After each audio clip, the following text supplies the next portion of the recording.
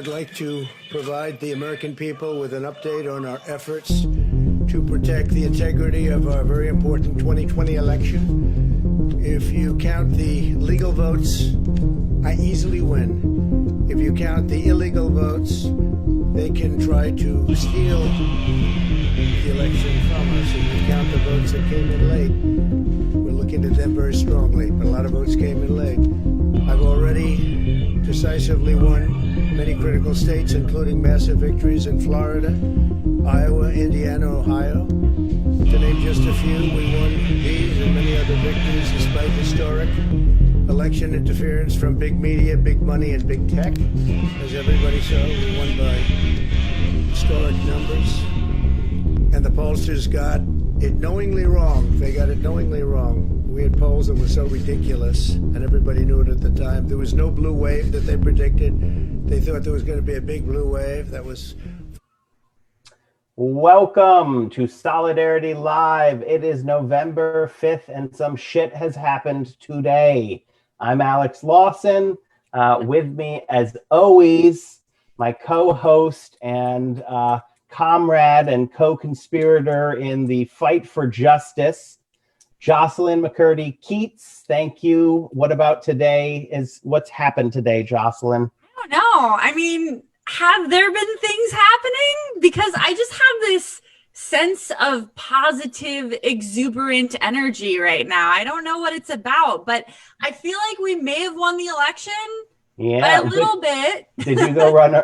Didn't you go run a lap around the White House? Yes, I literally got up this morning at 7 a.m. Was like, yes. Just to grab some of the psychic energy of sadness that's just wafting off of Donald right now. It has been, I think it's really hit me this year, and I know we've all been incredibly anxious, but it's really hit me this year, this week. This week felt like a year. This could all be over any minute, and then we can get to fighting the fights that we in the progressive camp care more about, like a safe public health infrastructure, a safe planet, safe politics in general, as opposed to having all of our energy siphoned away by this one figure who, quite frankly, is a distraction and isn't, I mean, we have bigger battles to fight, which is what I think we talk about on here in the morning all the time. Are you ready for that too? Yeah, I mean, I think that we always have to balance, because he is, I mean, seriously, if the only thing that this election changes is that Scott Atlas is no longer in charge of the U.S. response to COVID, that alone would be, yes, magnitudes. We've lost 230,000 American lives, and at least, there's different reports, but somewhere around half of those could have been avoided with a sensible public health response to this pandemic. But instead, we got this asshole from the Hoover Institute in there just spouting conspiracy and muddying the waters. And this election, and I'm no longer an if. Philly's numbers came in. Pennsylvania is for Biden. Georgia's numbers came in. Georgia is for Biden. Arizona for Biden. Nevada, super slow. But looks like they're going to come in for Biden. It's not like it's one state with a handful of ballots that are deciding this. It is a massive, much larger margins than Donald Trump. It's a total rejection of this man. And it's not going to be just the change in Scott Atlas. There's a lot that can happen with a presidency and with a change of administration. But we have way bigger fights than just the political fights even.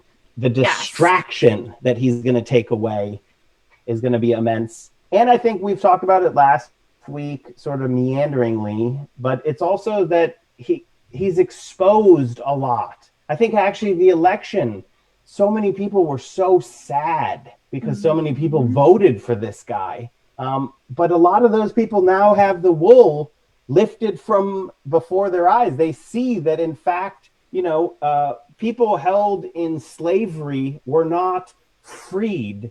Women weren't given the right to vote. The civil rights era did not win Black Americans the right to vote. I'm sorry, weren't given the right to vote. These were all victories. We won things. And there were people on the other side fighting for the status quo, fighting to continue chattel slavery, to deny women the vote. So we'll always have our opponents. And actually, when we grapple with that, it's a good thing, because we're not going to be like, oh, well, the truth will win always. No, power wins. And unfortunately, the truth doesn't come with power. People have power. And it means we always have to keep fighting. And we always have moral agency. I think that I'm in such a good mood today, but I love what you're saying, because there is something about the way we frame history in this country, this pseudo neutrality. I experienced it in elementary school. I don't know if you did, where it's like, oh, we're going to make these nice little indigenous people dioramas. And it was just great. Like, we came here and there were some Native Americans here. And then, oh, look at that. White people live here now. It's like, no, there was a lot of genocide. And then there was more genocide when we started bringing Black Africans over here in torturous, horrifying, disturbing conditions, who were then tortured to pick cotton and do all these insane, like, violence is endemic to our history. And what we're experiencing now is actually people being honest about that. I'm always fascinated by these claims that America is more divided than ever. I don't know how that could be. It wasn't that long ago that I, as a woman, would not have been able to have my own bank account or my own credit card. And I think that in our generation, we have this unique psychological blind spot where, I'm not going to say that things have been too good for too long, but we've been able to engage with all these freedoms we now have as if they just happened overnight. Like, no, suffragettes had raw eggs shoved forcibly down their throats in jail because they were demonstrating for the right to vote. And then Woodrow Wilson was like, you know what? Maybe these ladies are saying something. It was violent. It was scary. And Woodrow Wilson was also like, and I am going to segregate federal services because Black people are inferior to white people. And he was, it's history is, and I think that it's good for people who, I wanted to say liberals, because it's like people who want, generally they're on the fight for justice, but they kind of would rather sit back and have brunch because they believe in some sort of inevitability that things get better. And I think it is useful for people to realize that there is no inevitability, none. The future is not inevitable, and we need to struggle to create the world that we want.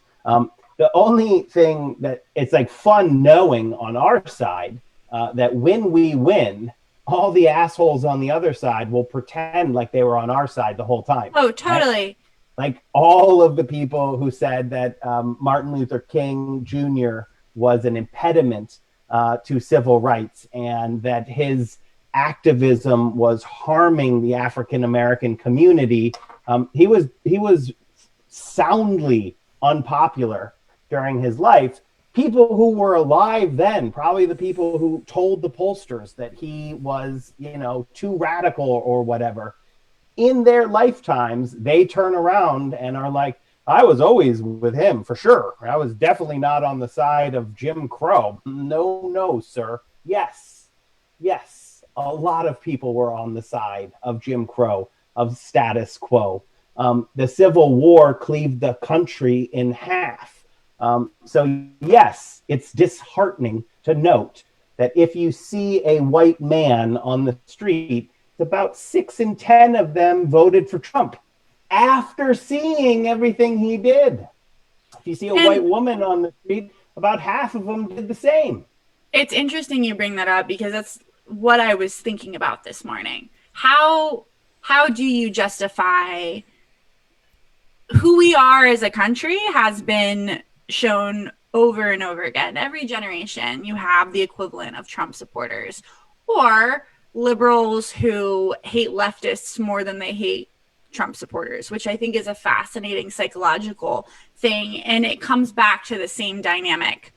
If you are somebody whose life has not been particularly difficult, and I don't mean that as a referendum on people like that, but if you're somebody who, your material needs were met, your parents generally loved you, maybe they had some issues, but nothing terrible, and you are used to your baseline of your political rights and your human rights being respected, I think there is a tremendous amount of dissonance with acknowledging the level of trauma and the level of violence that poor and disenfranchised citizens face in this country.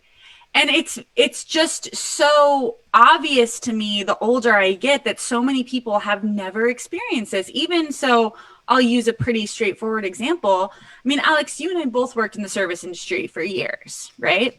So not like summer job service industry, like, no, this is how I pay my rent. And sometimes that's very scary. And occasionally I'll tell stories about my waitressing years to like a professional friend, right? Someone who never did that, who went straight from college to the professional workforce and they'll look at me with horror, like, oh, you were sexually assaulted? Oh, you were, you had to work all these hours for no money? Yes. And that is the reality of a good, solid portion of this country who face sexual assault, who face workplace abuse, who face not being able to pay their rent, who face not having health insurance. For a significant portion of this country, that is just life. It's not some tragic John Steinbeck situation. It's life. And until our political structures start to recognize that and face it, we're going to continue having weird shit happen. But how do you think this happened, Alex? I mean, I guess it's always been with us to some extent.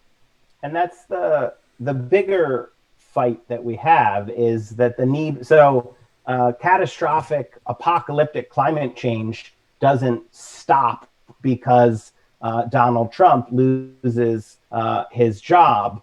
That's just true, right? People don't. I'm using too many negatives. It'll be confusing. It's confusing me. People will still die because health insurers take our premiums and deny our care. Right. All of these things are going to be with us. But, and this is something that you and I talk about, the left, the folks in the struggle for justice who are building a better future, we have to be able to acknowledge the ugly and face the truth of what we are up against, and that we lose often, but that when we win, it's so powerful. Sorry, my connection is not very good. So I don't know if there's anything I can do about that. But the problem I see too often on the left is that we don't actually know how to win. We don't actually know that when we defeat a president like Donald Trump, who made his political bones hurting people, being a bully, separating children from their parents and putting them in cages. As a father, I can't grapple with that, with the humanity of that what terrifies children literally more than anything else in the world is being separated from their parents for minutes, and they get terrified. This White House has been evil, and we defeated it. Now, we didn't do it all by ourselves. We had to make a common cause with a broad array of people who, for various reasons, were against Donald Trump. But the left needs to just take this victory and say, This was a repudiation of the evil wrought by Donald Trump, Stephen Miller, ICE, and take it and run with it for a while and understand that we need to build on victories. Well, and I love that you bring that up because I think it's all related. I think there's a type of negativity that's powerful, and I think there's a type of negativity that's cynical. And it all comes back to reality. There is a type of cynicism and negativity that is a way to avoid inhabiting power. And this is, Alex, one of the many things we have in common. It's like, no, we want to win. I'm not in this because I don't have other shit I could be doing.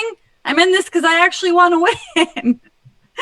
And if we won all the fights, and I don't know, maybe I'd go be a therapist or do something else with my life. But like, the problem with politics is you get people who, like you're saying, it's like always want to deflect the power that we actually have by, I don't want to call it complaining because I think it's a little bit more complicated than that, but by making our demons look like things that can't be fought and won. Because to know that you can win and to inhabit a space of victory is a type of responsibility. It means, okay, we have this power. Now we have to exert agency.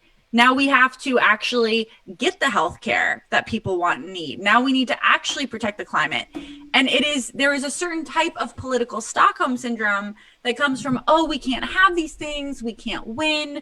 Because if you can't do it, then why try? What a lovely free pass to do nothing. Brad is signaling that he wants to jump in on this.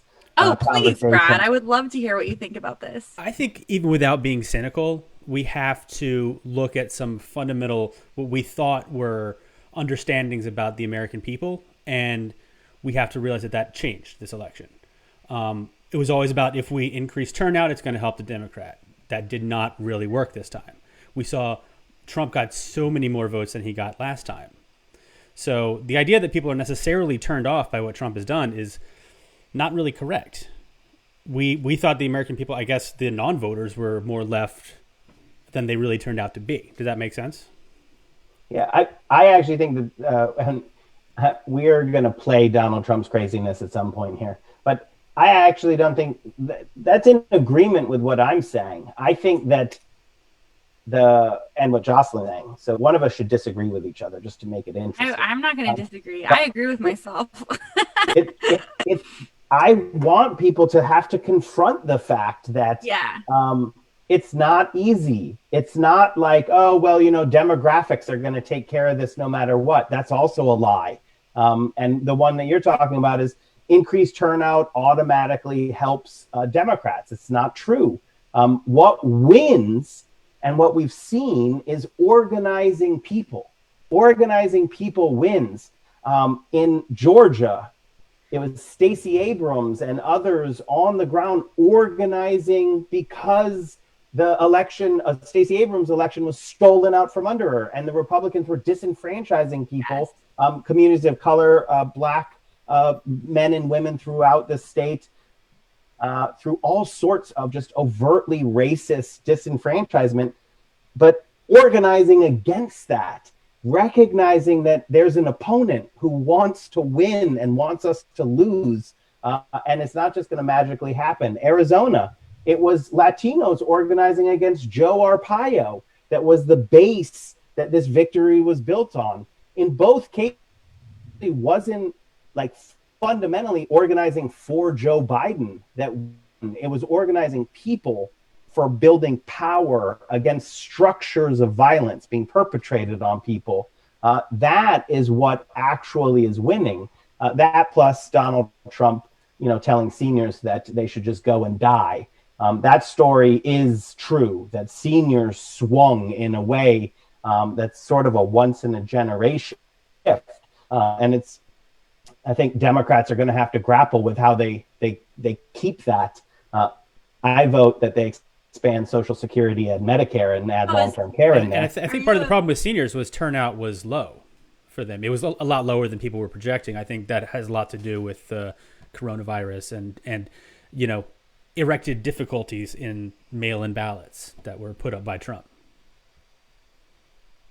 I agree. I usually Jocelyn and I just go back and forth. So I'm like looking at my Zoom screen saying, who talks next? But Jocelyn, you better jump in because you know that if you don't, I just keep talking the whole time.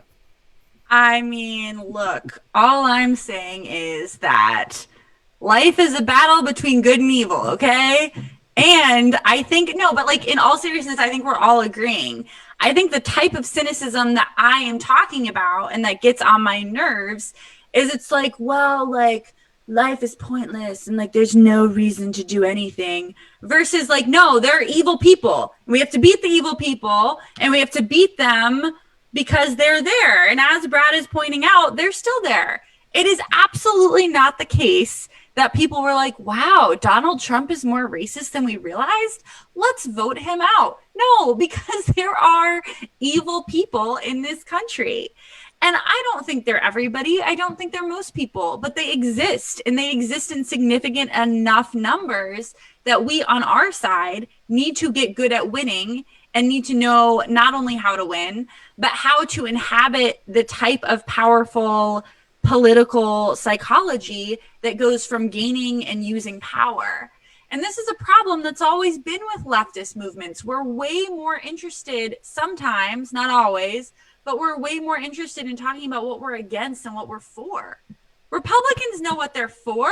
They're for themselves. They're for their racial superiority. They're for getting wealth and by ill-gotten methods. Whereas we on the left need to be like, this is what we're for. The decency of the working class, the decency of the middle class, gender equality, racial equality. And we need to live close to the things we're fighting for and not just be like, well, you know, it's all like it's a bad situation. This is bad for my mental health, which people do that. Sorry, Brad, you can talk. I'll shut up. That's an important point because I don't know if you saw those Fox News exit polls that came out early on the evening where 72% were approving of Medicare for all. And now we have a Democrat, Spanberger, in my home district, my former home in Virginia, complaining that Democrats ran on Medicare for all. And that's why they lost in the House. One, they didn't. Two, if they had, they probably would have won because those kind of issues are popular. Yeah, the part that I think, and we should play Donald Trump's piece pretty soon. We have to, and then we can just dunk on him, dumb and flailing. But I think the biggest thing, and it's like I'm old now. I'm like, how many more times do we have to go over this? Don't listen to Republicans about how to win elections. Republicans are not going to vote for Democrats. No. And the ones who will, they didn't do it because you reached out to them. All that the Lincoln Project did was took money that should have gone to organizing people for power, to build power and take state houses, to redraw lines so that we could have power in the future. But instead, they raked in like $80 million to produce videos on Twitter that made liberals feel good about themselves, that Republicans were going to repudiate Trump in droves. These consultants were just mad that they didn't get any of Trump's money. They don't have a morals guiding them in the right direction. And it's the same thing with centrists. Centrists did not lose because of the left. If a centrist lost, they did it themselves. The left is winning, and we need to understand that that's where we put the effort. The Democratic Party wants to win in the future. They definitely better figure out how to talk to Latino voters who switched over to Trump in huge numbers. And you talk to Chuck Rocha, read his book, T.O. Bernie, published by Strong Arm Press, or just Google him and you'll see him saying it for free everywhere. All it takes is outreach. Donald Trump had ads in Spanish speaking to people about issues that they care about. Now, he's a liar. So he was just saying that he was going to do these things. Democrats generally have policies that are good when we embrace the ones that are good and popular. We're just not even, we spent so much time aiming at these mythical, Republican to Biden voters that we almost lost a significant part of our base. That's the takeaway that has to come over and over and over again. When we invest in building people power, it pays off. So I don't want to get into the intra-party piece at this moment. We'll save that one for next week, Brad, because this one I want to dance just a little bit on the political grave of Donald Trump. And yes, Trumpism is alive and well and will continue.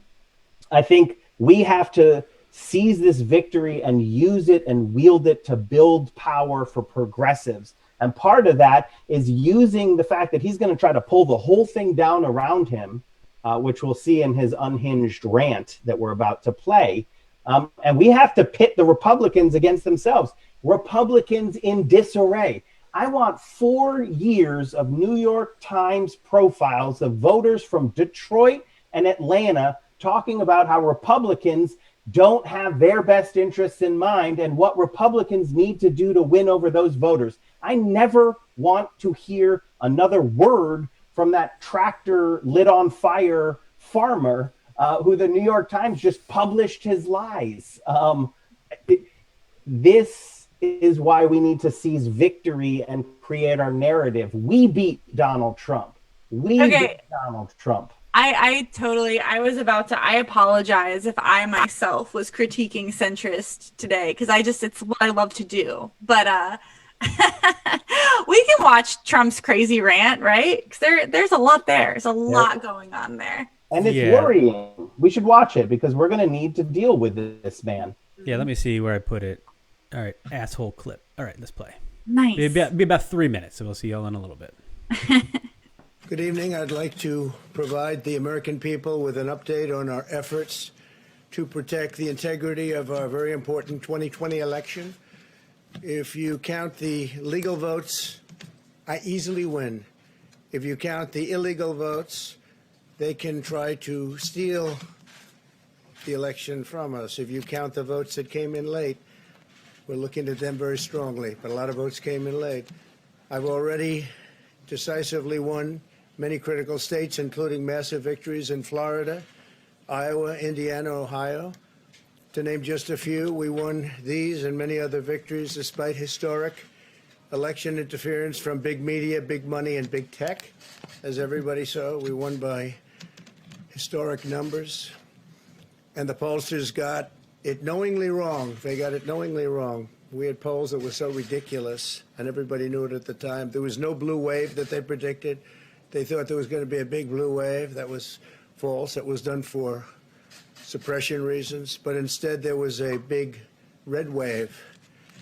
And it's been properly acknowledged, actually, by the media. They were, I think, very impressed. But that was after the fact. That doesn't do us any good. We kept the Senate despite having twice as many seats to defend as Democrats. And in a really much more competitive states, we did a fantastic job with the Senate. I think we're very proud of what's happened there. We had many more seats to defend. They spent almost $200 million on Senate races in South Carolina and Kentucky alone, 2 races, and hundreds of millions of dollars overall against us. At the national level, our opponents' major donors were Wall Street bankers and special interests. Our major donors were police officers, farmers, everyday citizens. Yet for the first time ever, we lost 0 races in the House. I was talking to Kevin McCarthy today. He said he couldn't believe it. 0 races. Very unusual thing, 0. And actually won many new seats with, I think, many more on the way. This was also the year of the Republican woman. More Republican women were elected to Congress than ever before. That's a great achievement. I won the largest share of non-white voters of any Republican in 60 years, including historic numbers of Latino, African American, Asian American, and Native American voters, the largest ever in our history. We grew our party by 4 million voters, the greatest turnout in Republican Party history. Democrats are the party of the big donors, the big media, the big tech. it seems, and Republicans have become the party of the American worker, and that's what's happened. And we're also, I believe, the party of inclusion. As everyone now recognizes, media polling was election interference in the truest sense of that word by powerful special interests. These really phony polls, I have to call them phony polls, fake polls, were designed to keep our voters at home, create the illusion of momentum for Mr. Biden, and diminish Republicans' ability to raise funds. All right, I think we can cut him off right there, Jocelyn. Hi. Well, I don't know where to start with that, but I think actually, just from a pure reality TV show perspective, it's very interesting to me that one of the options of an election result is to just be like, yeah, I won actually. Actually, all those numbers are wrong. Science is wrong. The ballot count is wrong. I won. The funniest part being, though, we all knew this was going to happen. I realize that this is what Brad and Alex are going to say too, because we were chatting about this while we were off. But like, you cannot warn everybody well in advance that you're going to try to discount ballots, that you're going to try to shove things through in the court, that you're going to not accept the results of an election and expect that plan to work out. Yeah, my takeaway that I did steal from Twitter a bit, but is that the United States of America has backed CIA-backed coups and removed multiple governments for way less than what Trump just did there. Trump saying and calling into question the validity of the entire electoral process. If this was another country, we would be calling this an assault on democracy. We would be calling this the rise of autocracy. We probably wouldn't use that word. We'd somehow say it was communist, and then we would send in some tanks and we would foment a military coup.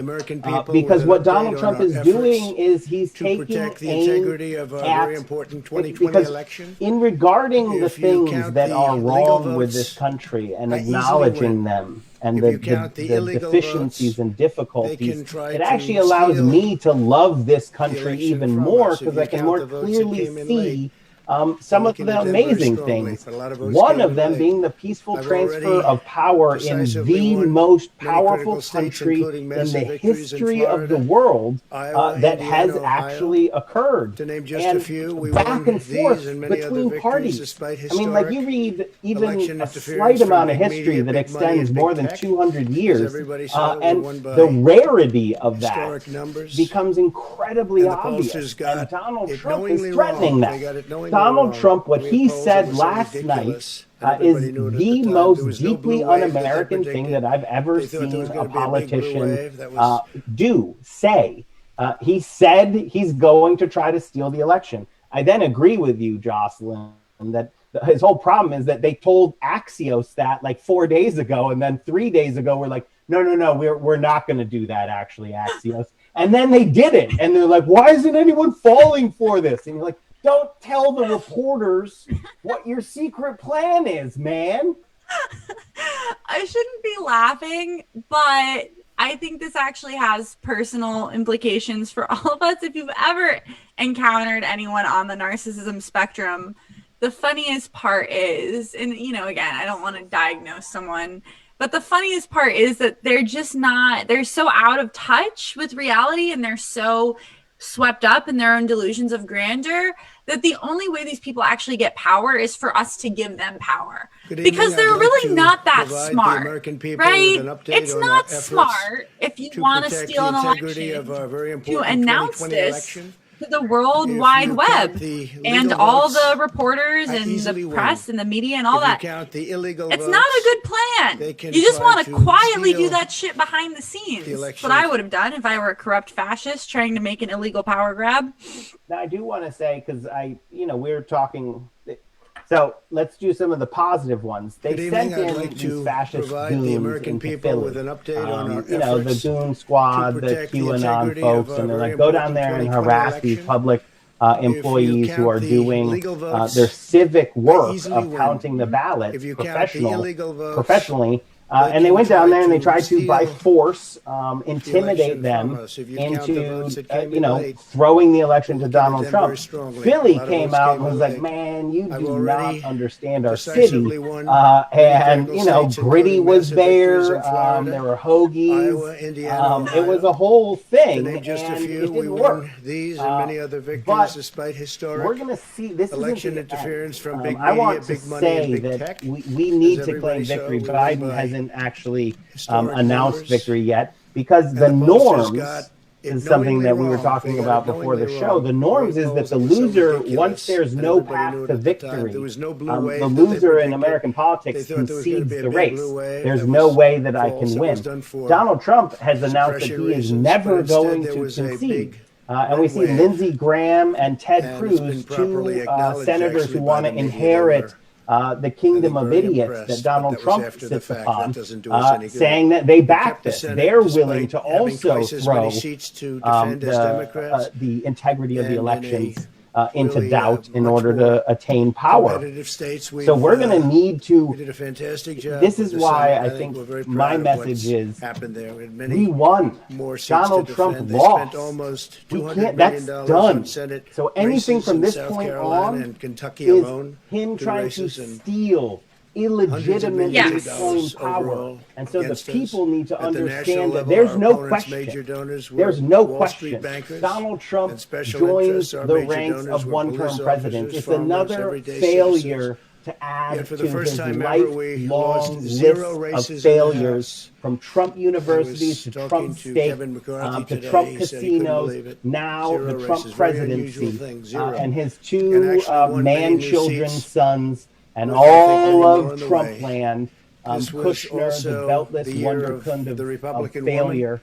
That More dude Republican never women touched were one elected to thing Congress that than didn't fail. He's ever just before. he's That's the a only great person who's achievement. outfailed I won the Donald Trump. largest share of Can I use non-white the voters of any beltless Republican in wonderkind 60 of years, failure to including insult historic other people? Because that's numbers just an of incredible Latino, insult. African American, Yeah, Asian definitely. American, and Native American voters. Wield it the largest ever. with ferocity. That's the takeaway of why I'm saying power, because decency isn't going to work on these guys. Claims of hypocrisy aren't going to work on these guys. Oh, but you said it doesn't work. The only thing they respect is power, and all power resides in the people. So we need to understand that we got together as a people, expressed our voices through the ballots, and tossed this guy out on his ear. Now he's going to try not to leave, and our job is to not let him do that. We have to ensure that he leaves this White House. And as he's on his way out, I want everybody to remember and take notes of all of the names. Stephen Miller, Kellyanne Conway, whatever the current woman who goes on Fox, Kayleigh, what's her name? McEnany. Yeah. All of them forever. They don't get to just turn around and be like, oh, just kidding. No, they were all part of the Catalan conspiracy to overthrow the United States of America. You don't get to come back from that and be like, now I'm Pepsi's spokesperson. Nope. You were part of it. You were complicit in it. You were an agent in it, and you will be remembered for that. And especially you, Stephen Miller, to The Hague with you for the crimes that you've committed.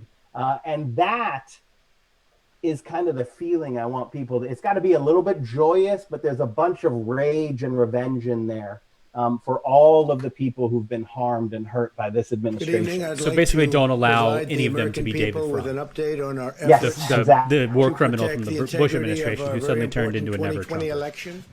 Yes, exactly. And the Lincoln Project in general, right? Like all of these people who were able to just wash away the sins of the G.W. Bush years. I love that we're bringing that up because, look, I know I was a baby activist at the time, you know, it was like in high school and whatnot. I remember the Bush was a war criminal thing, and now all of a sudden he's embracing Michelle Obama. No, we're not doing that again. We are not doing that again. Too many people have died. hundreds of thousands of Americans have died, children kept in cages, irreparable damages done to so many of our public institutions, not the least of which the environment. I mean, the West Coast has literally been burning all year. This does not get to be forgotten. We will remember. And no, what were you going to say? A part of it is that in 2006, when they came up with this, we're going to look forward, not backwards stuff. I mean, it was Nancy Pelosi at the head of that. So we do have to remember that there are politicians around now who were complicit in moving forward. But the theory was, there was a theory, it was wrong. It was totally wrong. The torturer, the CIA torturer now runs the CIA. That's what happens when you don't hold people accountable. Yeah. But the idea then was that the norms and institutions of this country are so important that we all just know that we keep moving forward, and we don't do things like prosecute former administrations and da da da da. That's a norm, and just a thing that is American and is not in most other countries. In most other countries, when a person loses power, that's exactly when they start feeling the prosecution for their criminal acts. We have to understand that Donald Trump broke all the norms. There are no more norms left. There is only power. Bill Barr and what the DOJ did, just one of Donald Trump's final rallies that he did dozens of, where he had Air Force One, and our money paid for the whole campaign event. Every single one of those actions is illegal. Every single one of them. No norms held this man back. And so we can't allow the norms, quote unquote, to hold us back and allow somebody and some group of people to be above the law. We have to ensure that they face consequences for their illegal actions. That's what it means to be a winner. To be a winner is to have a responsibility. That's where we need to reside. Election interference Well, and from big media, look, big money, and so big tech. I know I've touched on this a couple of times. I mean, we all love to make World War II parallels right now, but the reality is it is important. The history of fascism does inform how we deal with fascism. The way that Germany handled this, they crushed all the remaining Nazis. They crushed them.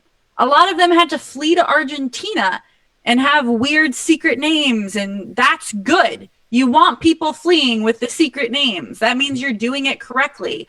What you do not want is those people to take their terrible, violent ideas and their personality disorders and re-inclimate into the culture and come back a couple generations later with their grandkids who've been socialized by this shit. Absolutely not. If this isn't who we are as America, then we have to be done. Actually done. There has to be consequences for serving in an administration like this. And I think there's actually a really interesting dynamic at play. So anyone who will study abusive relationships of any kind, whether it's like between a boss and an employee or two romantic partners. The thing about abusive relationships is there is this idea of forgiving the abuser, not based out of forgiveness or love, but so you don't have to face how terrible it is. Like, oh, we all say things. Sometimes I just randomly beat the shit out of my wife. It happens. Because if you can paint it in a glow of positivity, and this is what Brad was alleging to earlier, you don't have to face it. It is a deflection of responsibility. It is a way of saying, oh, we're just going to keep moving forward and trust that these general ideas of etiquette and rules are going to keep things in check. They clearly have not.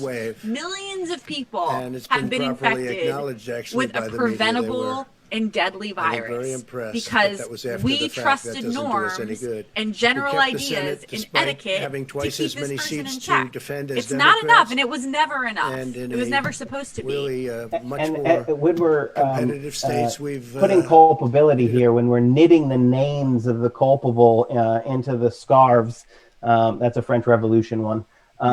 We cannot allow the complicity of the media to go unchecked or unnoted here.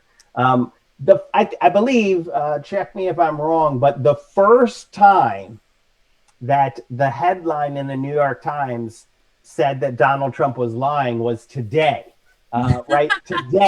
Today was for the clip that we just showed. This man has been lying from the moment he ran for president, and the media ate it up because it was not popular, and it never is that popular to do your duty, to report the truth. Now, Fox is not actually a news organization. It's a propaganda machine. They create narratives and create an audience to those narratives, and they rot people's brains, primarily our parents. I'd like to and provide the it American is people an with an update incredibly on our efforts powerful to protect force the for integrity of evil our very in important the 2020 world election. over. And If you count the supposedly legal votes, balancing that out is easily the, win.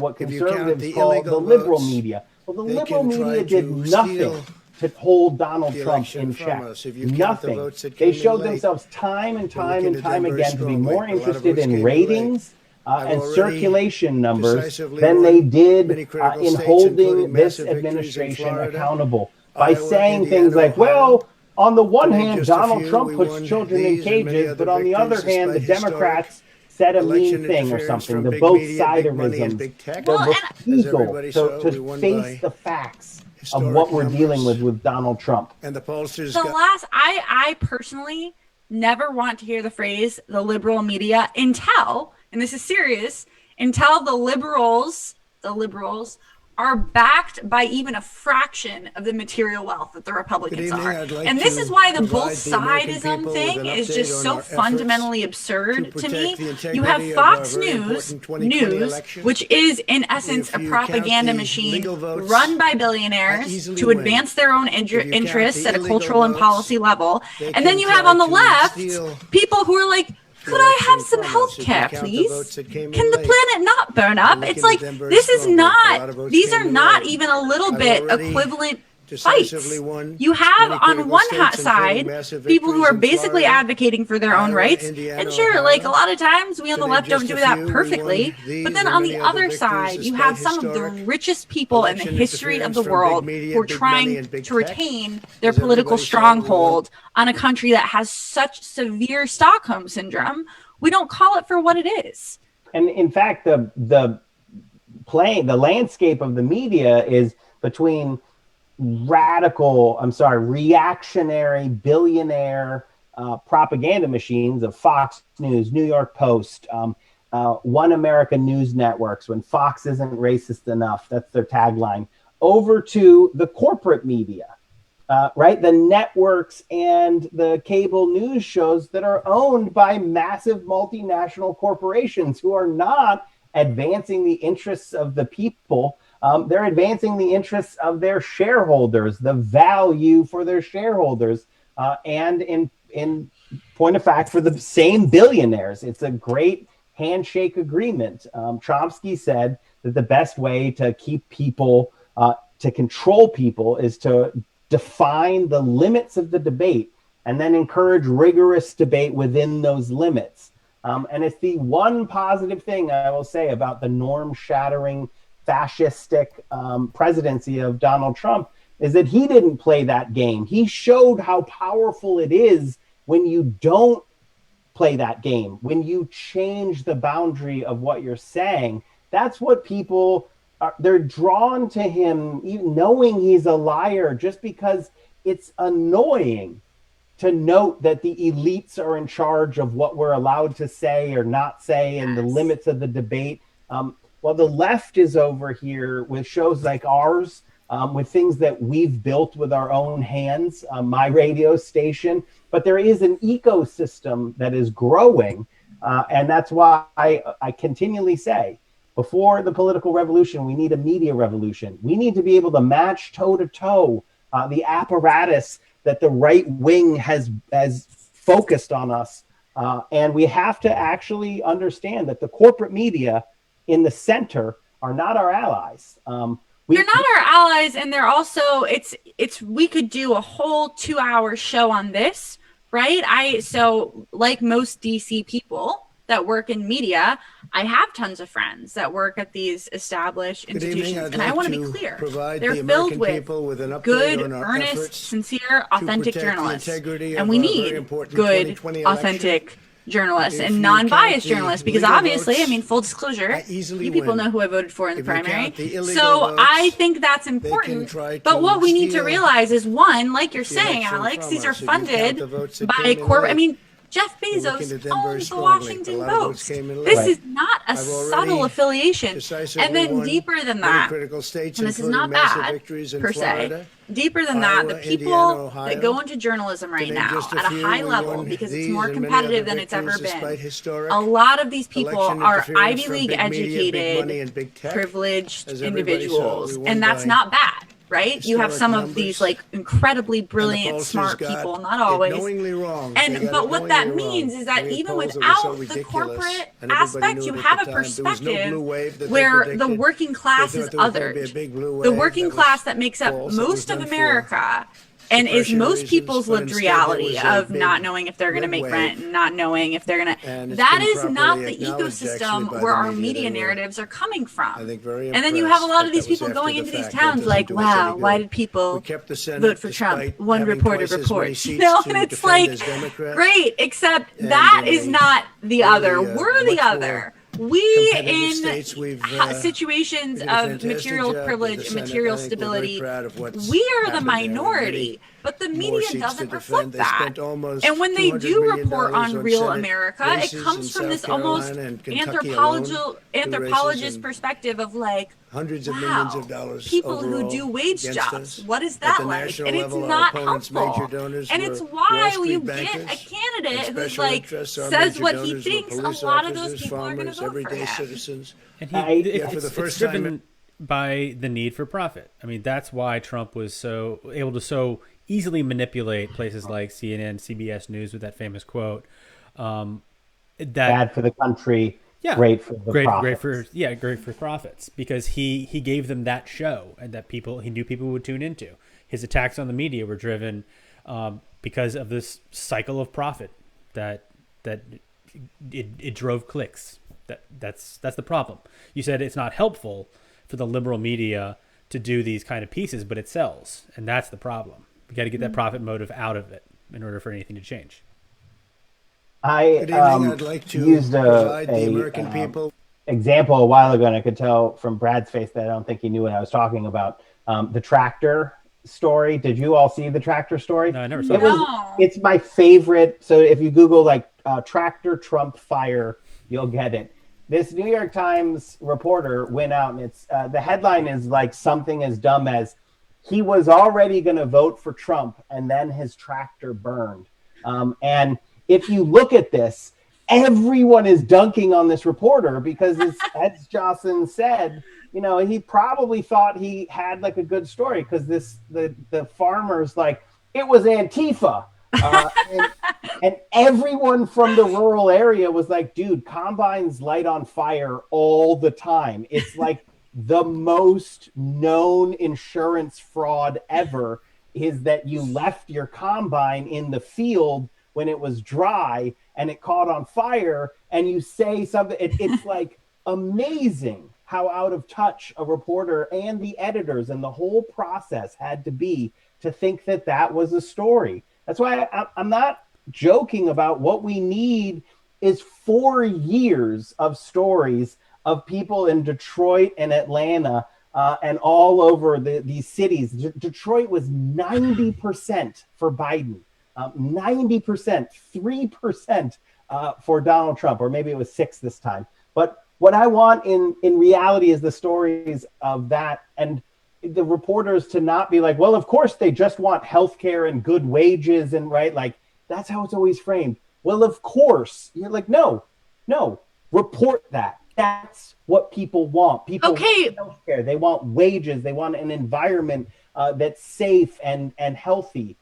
Report the facts of what people actually want. But this is the thing, you guys, and this is why We have to do this and do it louder and more frequently. And like, because the reality is, and this is a cultural problem with reporting right now.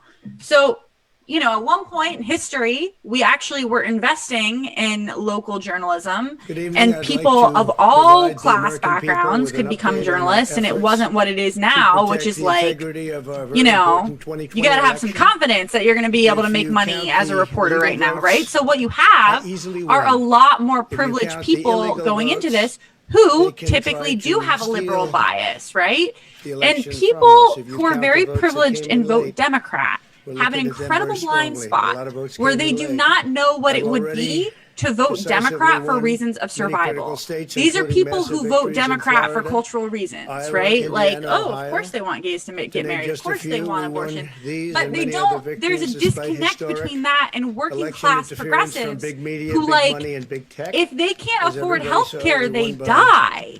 It's historic not like, numbers. oh, it's like And the slightly more money. pollsters No, got they it die. knowingly wrong. Or They got it people knowingly in wrong. coronavirus The polls were so times who, ridiculous, like, and it has everybody knew it been, at the time. There was no it's like blue we're wave not that paying they predicted. attention. We're not They all thought there was going to dying be a at big blue equal wave. That rates was in this country. false. That was done Poor for people are dying at much suppression higher reasons, rates but because, instead there well, was people a like big me can work from red home. wave. If you're an essential worker, And it's been especially an properly essential acknowledged, worker actually, in by the media. a They were, more populous area, I think, you just very have to go to impressed, work. And but if that you was catch after it, the fact. and That if you doesn't can't do us any afford to good. get it taken We care kept of, the Senate you despite die. having twice And as many people are seats not to reporting defend on as that because Democrats. for them, being And liberal in is a like, really much it's a more cultural preference. competitive states. It's not a matter of survival. We did a fantastic Yeah, job. sorry, Brad. No problem. And I think the part of what you're talking about, how these stories of people in Philadelphia, people in Detroit aren't told, along with that Facebook ecosystem of people only hear from their own side, it makes sense why a lot of conservatives refuse to accept this outcome, because they don't ever see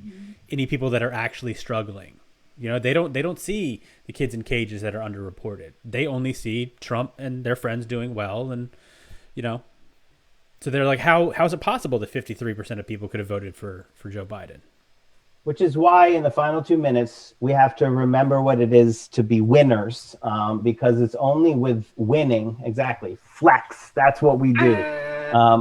Because Good we have evening. a I'd like to responsibility. provide And one the of those American people with an responsibilities is to update on smash our Facebook efforts to pieces, the protect the platform integrity of monopolies, our very which have important destroyed 2020 local election. reporting. Which have If you count created the legal this votes, system, which I the easily propaganda, win. the If you only count the propaganda illegal machine votes, that Rupert Murdoch they is can jealous try of to is steal. Facebook. We need to actually have the confidence of the victory that we are part of to demand from a Biden administration and from Democrats in Congress that we challenge these enormous structural inequities in this country. We smash the platform monopolies to pieces. We smash the pharmaceutical monopolies to pieces. We prosecute the criminalities of the Trump era. That's what winners do. And I should also note that all three of those things are things that can be done through executive action alone. So there is so much that we can win, that we can do when we win. We just have to acknowledge that we're winners and not let the losers win by defining what we're allowed to do.